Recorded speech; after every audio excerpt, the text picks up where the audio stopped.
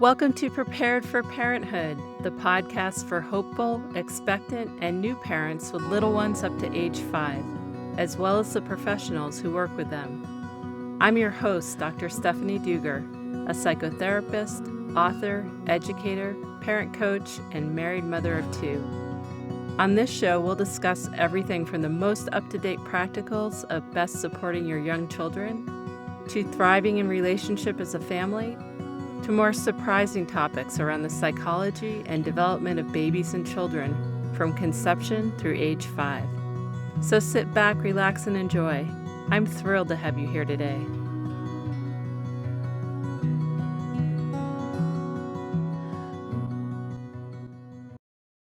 Welcome back to Prepared for Parenthood. I am so thrilled today to introduce our guest, Cherionna Menzam Sills, who has studied prenatal and perinatal psychology since the early 90s and is a somatic prenatal and birth therapist, biodynamic craniosacral therapist, and continuum teacher. She's taught internationally for years, including with her late husband, biodynamics pioneer Franklin Sills. And she also taught at 2 of my alma maters, Naropa University and the Santa Barbara Graduate Institute, as well as the Karuna Institute. The author of 3 books, including The Breath of Life, An Introduction to Craniosacral Biodynamics, Spirit into Form, Exploring Embryological Potential and Prenatal Psychology, and The Prenatal Shadow, Healing Traumas Experienced Before and at Birth. Cherionna is committed in her work and life to embodied presence. Originally from Canada, she now lives in beautiful Devon, UK. Welcome, Cherionna. I'm so glad to have you here today. Thank you, Stephanie. It's lovely to be here. Great to see you. And thanks for that lovely introduction. You're welcome. So there are so many questions that I could ask you. You have such a depth and breadth of experience and training and have done so much in the world of prenatal and perinatal psychology and craniosacral work. But I am curious. I wanted to start with your latest book, The Prenatal Shadow. Could you describe for our listeners just about that book? And there it is. And you speak about how things that happen in utero and at birth can leave an imprint on us. And if they are not positive, they can show up as shadow. So maybe explaining what prenatal shadow actually means and how it might show up and how someone with your experience might help people navigate through that. Great questions. Actually, about 20 questions right there. And yeah, thanks for starting with my most recent baby. And just to say, shadow isn't necessarily negative, although people often have that idea about it. First of all, the term shadow comes from Carl Jung, the Swiss psychiatrist. And he was referring to aspects of ourselves that are considered not acceptable, that we've learned aren't acceptable. And so we push them back down into the unconscious. We don't do it consciously, but they get pushed back there into shadow. But they don't disappear. Those aspects of ourselves want to be loved and accepted like anybody or anything. And so they make an effort to be seen. They tend to be acted out unconsciously in an effort to be seen and to be healed, to be integrated. So the prenatal shadow refers to all of those experiences we have before and actually also around the time of birth that never get acknowledged, never get reflected, never get spoken about because people aren't aware of them consciously. Because babies haven't developed those parts of the brain yet that enable us to have what's called autobiographical memory. They're conscious to be consciously receiving our experience or categorizing our experience. But those experiences are remembered. They're remembered implicitly in the body, in our emotions, in our behaviors, patterns, our tendencies, even our postures. Okay? So that's called implicit memory. What we tend to think of as memory is explicit memory, which can be explicitly described or spoken of or remembered. We can recall it intentionally. But implicit memory just comes up. Okay. So our experiences before and around the time of birth are in us. They're held in our tissues, in our nervous system, in our cells. Cells are actually having experiences too, and they remember things. That's been big in the news the last few years. The immune system. We wouldn't have an immune system if cells couldn't experience and perceive, on however they do that, different shapes, foreign particles coming into their environment. They recognize them, or they recognize that they're there, and they develop new receptor sites so that if they show up again, they'll be ready to capture them. Okay? So that's experiencing, learning, and remembering, right? On a cellular level. So we do that from the very beginning as the unicellular organism that we begin as. Even the sperm and the egg, those are cells that are on some level aware of each other, or they'd never find each other. They are sending and receiving messages on chemical and vibrational levels, communication on a cellular level, and people report and act out memories of those times. However, it goes into shadow. There's a lot I could say about all this, and maybe I will, depending what you ask me or where we go. But I think what's important to start with is that how these things go into shadow is that little toddlers, around the time they're learning to speak, which is the time when parts of the brain are developing that could be developing explicit memory, they might remember these events. They might try to talk about it, but they don't have the words for it often because no one around them has talked about it. They might draw a picture of it, but chances are nobody will know what the picture is of. And it doesn't occur to most people that it might be a prenatal experience because in our modern Western world, there isn't the belief that we can have an experience before birth. In fact, I hear parents talking about how they're going to become parents when their baby's born. And I go, no, you're already a parent. The moment you consider conceiving a child, you're already a parent and hopefully preparing for it. Which I don't want to instill guilt in any of the parents listening who didn't do that. Repair is also possible. But that requires becoming aware. So where that early time, how the little one was received or not received, even before the parents were aware of the pregnancy, that will affect the little one. And the parents can later do repair around that if they've missed out, if they haven't been as welcoming as they could have been. So on a practical level for our listeners, could you give an example of what that might look like? So a couple is pregnant, and what might become a shadow in the baby's world that shows up later that the parents might come to you for support around? Okay. So, what I've already been talking about is what we call discovery. It's a term from one of my mentors, William Emerson, who's a pioneer in the field of pre and perinatal psychology, and especially in doing therapy with babies and children around their prenatal and birth experience. And he talked about discovery as a phase of development that he defined as when the pregnancy is confirmed by a pregnancy test.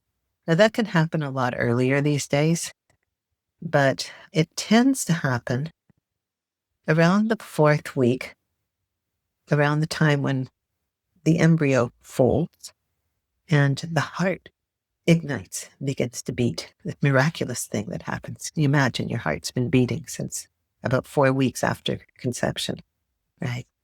Most likely it's been beating that whole time. So that tends to be the time when the pregnancy test happens. William used to talk about how anything less than celebration at that time is shocking for the little one. They need to know that they're welcomed. And that's intelligent on their part to orient to that welcoming, because they're completely dependent on their parents, and especially their mother, welcoming them, protecting them, nourishing them, taking care of them. It's a matter of survival. And so if they're not completely welcomed, or if they're outrightly rejected, as sadly can happen, then they very intelligently usually contract. Even a cell will withdraw and contract when it perceives danger. Like if there's a culture of cells in a petri dish and a toxin is dropped into their solution, the cells withdraw, they contract. It's just natural to withdraw away from threat. And for the little one in the womb, it's threatening to not be welcomed. So that can happen very clearly if the pregnancy isn't wanted, isn't planned, and there might be, a reaction at discovery. It's like, oh no, that's the opposite of welcome. And there may be thoughts or plans for abortion or adoption, which are intelligently terrifying for the baby. They may not understand the details of it, but they feel it. But more often, what happens is there's ambivalence. So even parents who really want a child, when they find out they're pregnant, often aren't quite ready to celebrate yet. Some of them are. That's wonderful.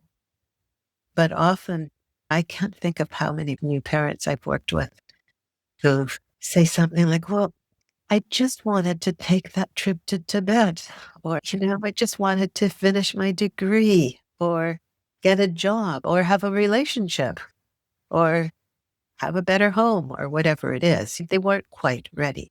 And often, within a short time, they have turned around and they really want to welcome baby. But there's already the imprint on that baby of not having been welcomed. And so they may actually live their lives as they grow up with a posture that's contracted in protection, like protecting their heart. Because that's the area that's developing at the time. It tends to hold that trauma. But as I was saying, there's room for repair.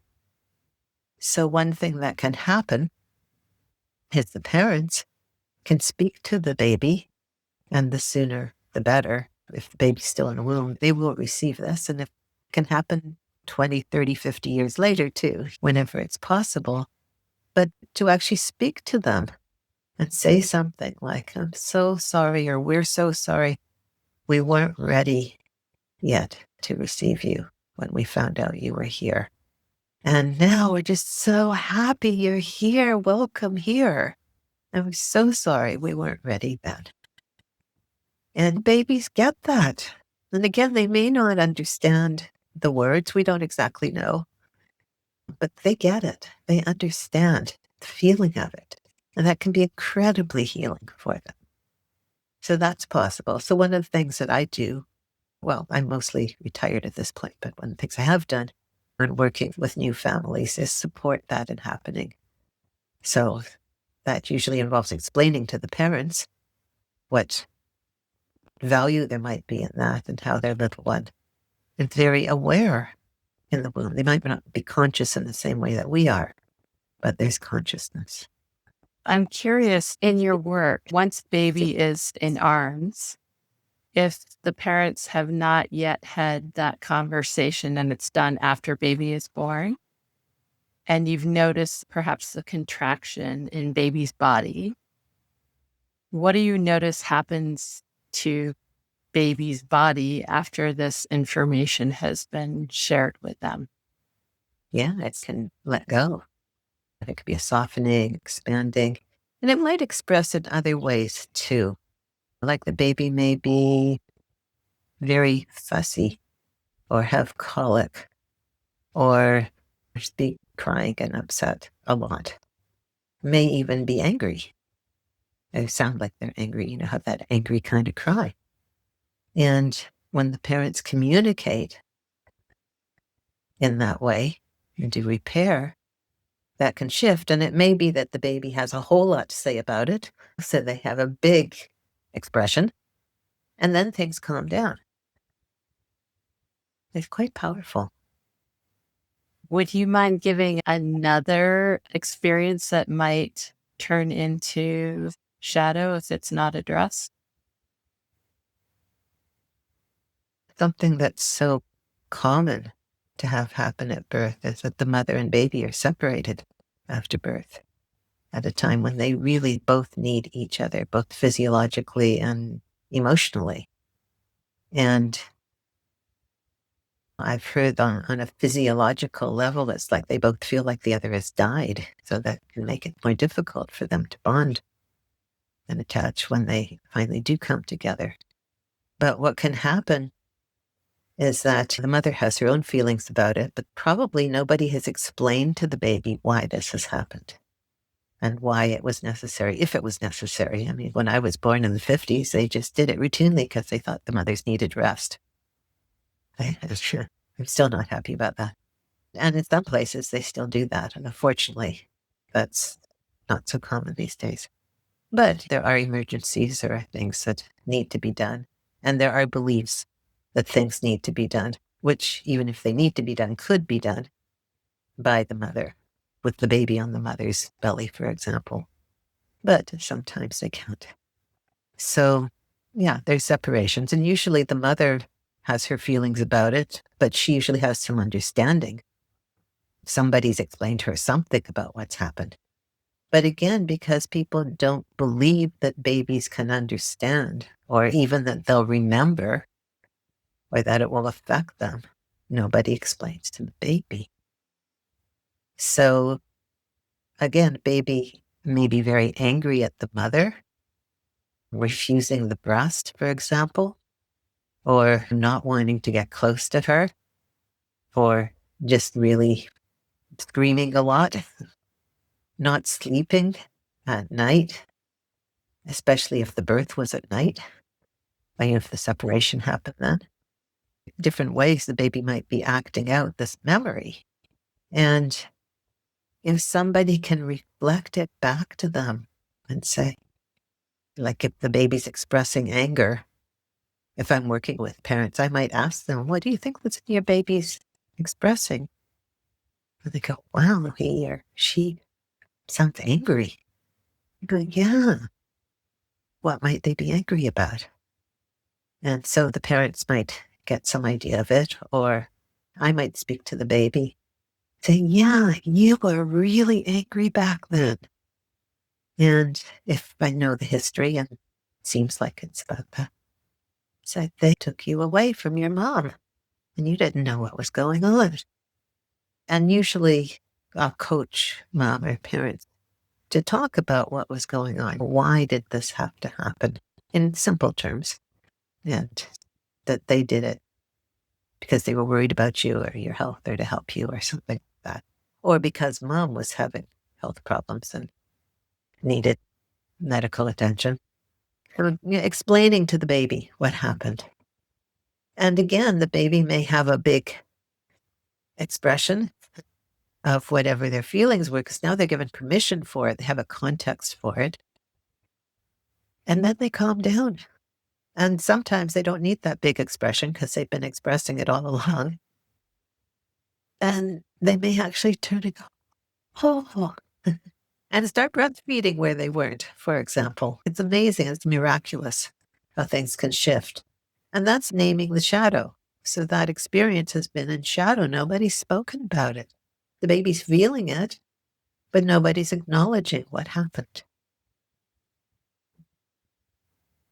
So it strikes me that in my experience, the majority of people are not very aware, like you said, that things can be imprinted prenatally at birth. We often have this idea that babies won't remember, are not capable of memory.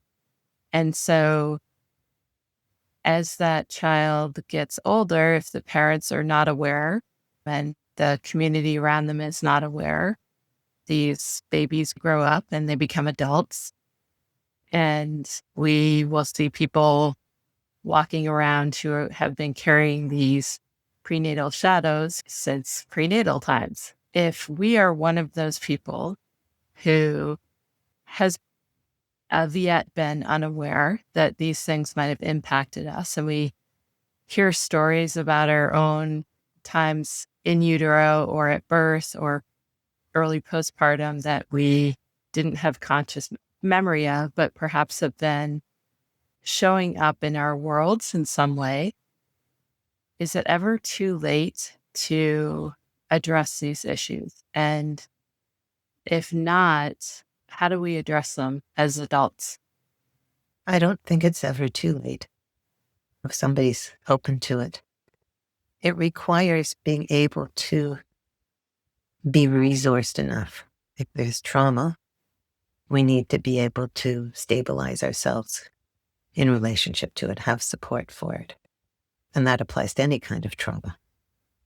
But in a way, I want to say it especially applies to prenatal and birth trauma, because the nature of implicit memory is that when it comes up, it feels like it's happening now. And so adults who are very capable in their lives, when they're touching in with that material, often become like helpless little babies and dependent on others to support them, and perceiving others as if they were the evil doctor, for example. And so I find it's really important in working with that material with adults to do some education and maybe some trauma therapy to support being able to meet that material. I find the most effective way to work with it is in the work that Ray Castellino, my other dear pre and perinatal mentor, established, the small womb surround process workshops, which I run, and there are quite a few people who run them around the world. And these are small workshops with just a few participants. I tend to limit mine to 4 people, and usually at least one assistant. So he talked about layers of support. Actually, it's a term from Mary Jackson, a wonderful midwife who worked with him. Layers of support. The facilitator is a layer of support. The assistant is a layer of support for the facilitator and for the group.